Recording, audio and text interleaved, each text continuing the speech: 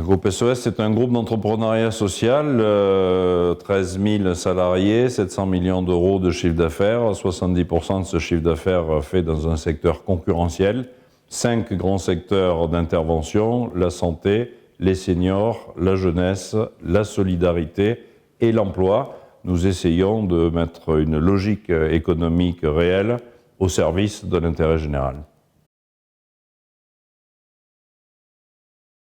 L'entreprise ne peut plus se contenter d'être une structure qui produit des dividendes pour rémunérer des actionnaires. Certes, c'est sa mission, mais sa mission, c'est aussi l'engagement social et l'engagement environnemental, c'est-à-dire la responsabilité sociétale. Une entreprise ne pourra plus ne pas prendre en compte les impacts positifs et négatifs qu'elle a sur l'ensemble de ses parties prenantes. Sinon, c'est sa survie qui sera en jeu.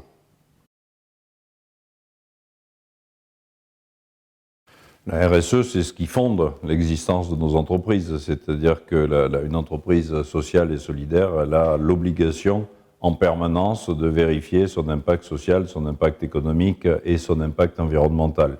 Mais il ne s'agit pas que des entreprises sociales qui ont cette responsabilité. Aujourd'hui, la responsabilité sociétale des grandes entreprises est un sujet majeur et je trouve pour ma part que la plupart d'entre elles évoluent extrêmement favorablement parce que la RSE devient le cœur business et pas simplement une activité en plus des activités ou indépendante de ses activités principales. Comment envisager qu'une entreprise qui emploie plusieurs dizaines de milliers de salariés n'ait pas d'impact social? Je crois que la politique sociale de l'entreprise fait partie de l'entreprise. La qualité du dialogue social fait partie de la durabilité de l'entreprise et de sa valeur. Et l'impact environnemental est évidemment aujourd'hui observé à la loupe, pas simplement par ses clients, mais aussi par ses employés et enfin, dans un certain nombre de cas, par ses actionnaires. Donc, une nouvelle fois, cette responsabilité sociale comme environnementale deviennent aussi importantes que la responsabilité économique.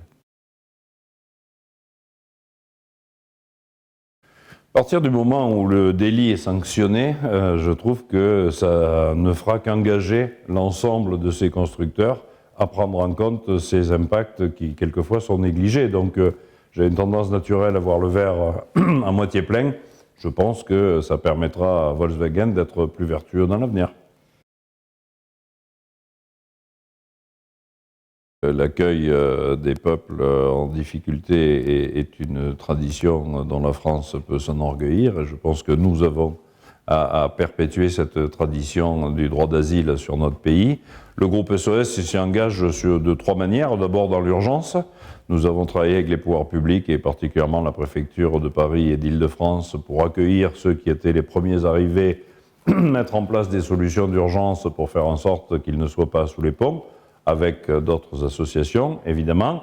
Le deuxième sujet, c'est d'inventer un nouveau dispositif, parce que sans doute que ces personnes vont passer du temps sur le territoire national, et donc il est absolument indispensable, dès leur arrivée, d'envisager la formation, en tout cas la formation en français, et l'insertion professionnelle, parce qu'ils doivent pouvoir devenir au plus vite des citoyens ordinaires.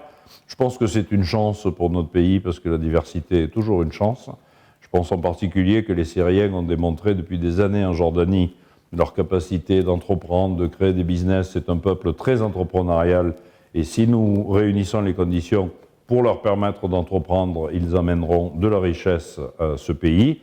Et il me semble qu'au-delà de ça, nous avons une responsabilité sur l'accueil des réfugiés climatiques, des réfugiés économiques. Et pour les réfugiés économiques, évidemment, la vraie question, c'est comment aller intervenir dans leur pays d'origine pour faire en sorte qu'ils n'aient pas à venir, parce que s'ils viennent, eux, ce n'est pas par choix, c'est juste pour survivre.